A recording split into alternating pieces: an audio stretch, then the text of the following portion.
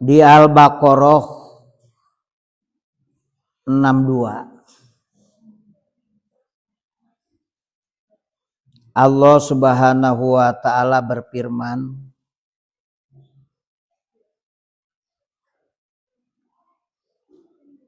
Innalladzina amanu, sesungguhnya orang-orang yang beriman. Walladzina, dan orang-orang hadu, mereka orang-orang Yahudi, wan Nasoro, dan orang-orang Nasoro, wasobiina, dan sobiin. Man, siapa saja, baik di kalangan Yahudi, Nasoro, sobiin, amana billah, beriman kepada Allah, wal yaumil akhir, dan hari akhir, wa amila sholiha, dan berbuat amal soleh, falahum, maka bagi mereka ajruhum, mereka akan mendapatkan pahala mereka inda rabbihim, di sisi Tuhan mereka, wala khaufun, dan tidak ada rasa takut, alaihim, atas mereka, walahum yahzanun, dan tidaklah mereka akan bersedih hati.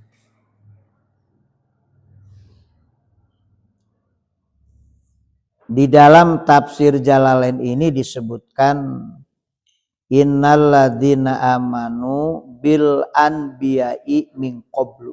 Tafsirnya itu. Sesungguhnya orang-orang yang beriman kepada para nabi sebelumnya. Jadi sebelum Nabi Muhammad itu ada nabi-nabi sebelumnya ya. Yaitu dari mulai Nabi Adam sampai Nabi Isa. Itu nabi-nabi sebelumnya.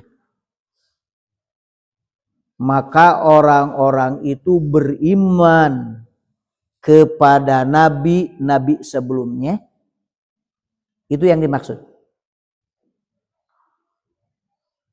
Kedua, walladzina hadu, orang-orang Yahudi, humul Yahudu.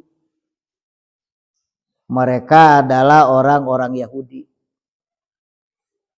Kedua, wan Nasoro, mereka orang-orang Nasrani. Jadi kalau berbicara Yahudi dan Nasrani kita tidak asing ya. Wasobiina, dan sobiin. Sobiun ini atau sobiun itu jama dari sobiun. Ya. Apa arti itu sobiun? Dalam tafsirnya to'ifatun minal Yahudi awin Nasoro, sekelompok orang dari kalangan Yahudi dan Nasoro. Di dalam Al-Quran kata sobiin atau sobiun ini itu disebut 3 kali ya. Yang pertama kita lihat di surat Al-Baqarah 62. Yang kedua itu di surat Al-Maidah 69. Dan yang ketiga itu di surat Haji ayat 17. Kata sobiin dan kata sobiun itu disebut. Menurut ahli tafsir, yang disebut sobiun itu adalah sekelompok orang yang keluar dari agama. Agamanya agama mana saja. Apakah Yahudi, apakah Nasoro, apakah Islam. Lalu dia keluar dari agama-agama itu. Itu sobiun gitu. Ada lagi sobiun itu adalah sekelompok agama penyembah bintang. Ada yang menyebut penyembah bintang, Atau juga itu penyembah-penyembah matahari yang kalau di Jepang itu disebut agama Shinto. Ya, di Jepang itu agama Shinto. Artinya ayat ini menerangkan masa lalu. Jadi boleh jadi ada orang sebelum datangnya Nabi Muhammad, mereka kan beriman kepada nabi-nabi sebelumnya. Umpamanya orang di masa Nabi Musa, orang di masa Nabi Isa, itu beriman kepada nabi-nabi sebelumnya. Tentu mereka belum beriman kepada Nabi Muhammad karena Nabi Muhammad belum ada. Namun di kitab Injil ataupun di kitab Taurat, nama Muhammad itu telah disebut bahwa akan ada nabi yang terakhir, ya, bernama Ahmad. Dan itu kita bisa lihat di dalam surat Sof, ya. Di dalam surat Sof. Wa idza qala Isa ibnu Maryam ya bani Israila inni rasulullahi ilaikum musaddiqan lima baina yadayya minat taurati wa mubasysyiram bi rasuli ya'ti mim ba'dismuhu Ahmad. Ini Ahmad ini nama Nabi Muhammad, nama lain dari Nabi Muhammad. Nabi Muhammad itu banyak namanya. Muhammad, Ahmad, Al-Mahi, itu ada 7 nama buat Nabi Muhammad. Selain Nabi Muhammad juga bernama Ahmad. Jadi ketika Nabi Isa berkata nanti akan ada Nabi setelahku bernama Ahmad, yang dimaksud Nabi Muhammad. Orang yang beriman kepada Nabi sebelumnya, Yahudi beriman kepada Nabi sebelumnya, Nasoro beriman kepada Nabi sebelumnya, begitu juga Sobiin. Baik yang keluar dari Yahudi ataupun Nasoro, kelompok ini kelompok yang keluar dari agama. Kemudian orang-orang yang iman kepada Nabi sebelumnya, dari Nabi Adam sampai Nabi Isa umpamanya, begitu juga orang Yahudi, begitu juga orang Nasoro, begitu juga Sobiin, lalu beriman kepada Nabi Muhammad. Artinya beriman kepada Allah, lalu mengikuti beriman kepada Nabi Muhammad. Maka semua itu masuk karena disifati man amana billahi wa yaumil akhir wa amila sholiha falahum ajruhum. Jadi itu masa-masa itu adalah orang-orang beriman kepada Nabi sebelumnya, itu masa lalu. Orang baik Yahudi, Nasoro beriman kepada Nabi sebelumnya, itu adalah masa lalu. Begitu juga Sobiin, itu masa lalu.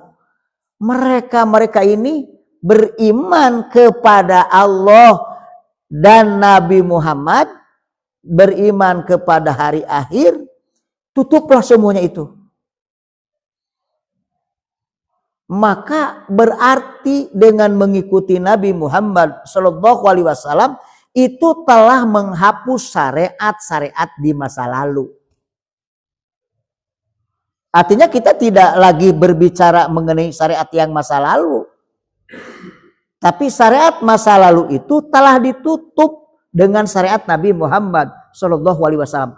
Orang-orang yang beriman kepada Nabi sebelumnya, kemudian beriman kepada Nabi Muhammad, itu mendapat tempat di sisi Allah. Adalah orang beriman kepada Allah hari akhir, begitu juga kepada Nabi Muhammad, tentu mereka akan mendapatkan di sisi Allah pahala yang sama seperti kita semua. Falahum ajruhum inda rabbihim. Jadi kalau kita berbicara urusan-urusan masa lampau, Ingat itu. Kita tahu ada 25 nabi. Dan tak boleh setelah Nabi Muhammad itu ada, kita tidak mengikuti Nabi, ingin mengikuti Nabi Musa saja saya mah. Ingin mengikuti Nabi Isa saya mah. Tidak akan ikut Nabi Muhammad. Gak boleh begitu. Karena Nabi Muhammad, Nabi penutup untuk semua Nabi, tak boleh lagi untuk mengikuti syariat-syariat sebelumnya. Kecuali apa yang Allah syariatkan kembali, ya, syariat tersebut kepada Nabi Muhammad.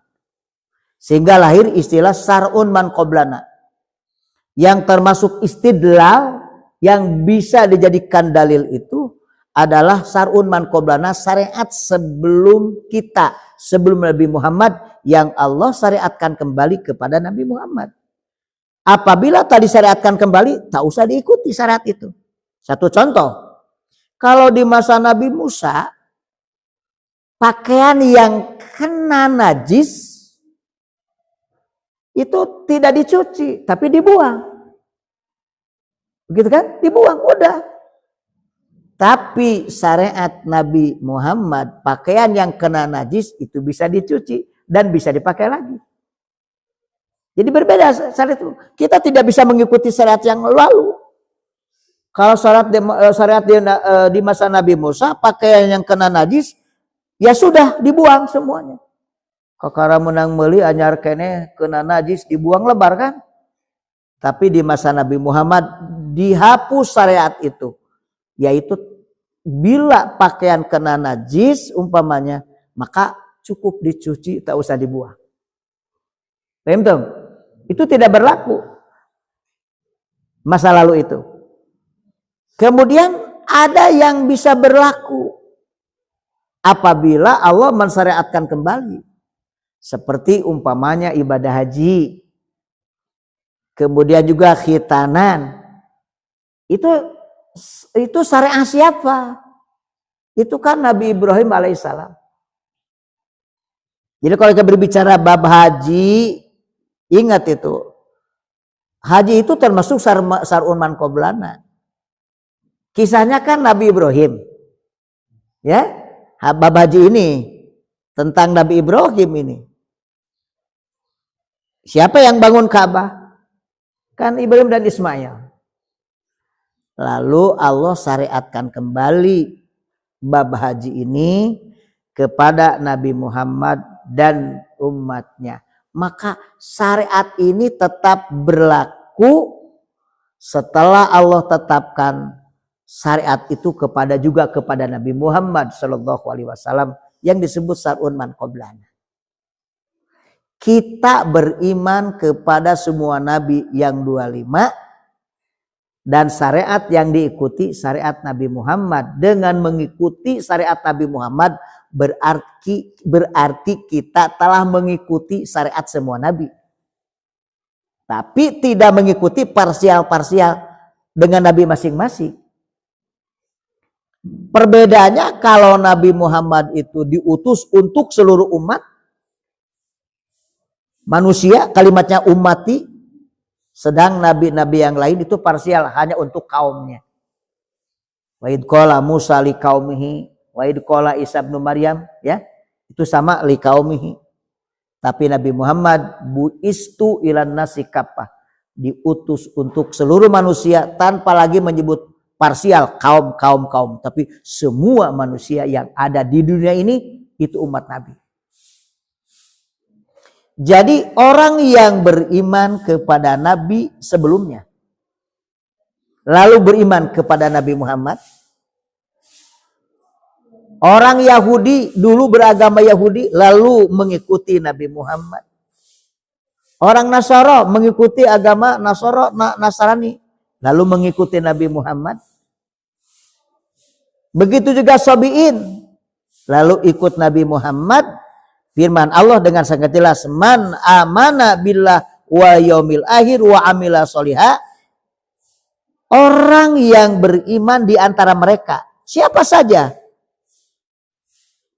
kepada Allah, hari akhir, lalu berbuat amal soleh dengan syariat yang dibawa Nabi Muhammad Shallallahu Alaihi Wasallam, dipastikan falahum ajruhum, maka bagi mereka sawabu amalihim, akan mendapatkan pahala amal-amal mereka inda rabbihim, di sisi Tuhan mereka, wala khaufun, dan tidak ada rasa takut, alaihim, atas mereka, wala hum yahzanun, dan mereka tidak bersedih hati. Ini perhatikan isi ayat ini. Jadi nabilah penutup para nabi, tidak ada nabi setelah Nabi Muhammad SAW. Kata Nabi Muhammad dengan sangat jelas adalah ana khotimul anbiya wala nabiyya ba'di. Aku ini penutup para nabi dan tidak ada nabi setelahku.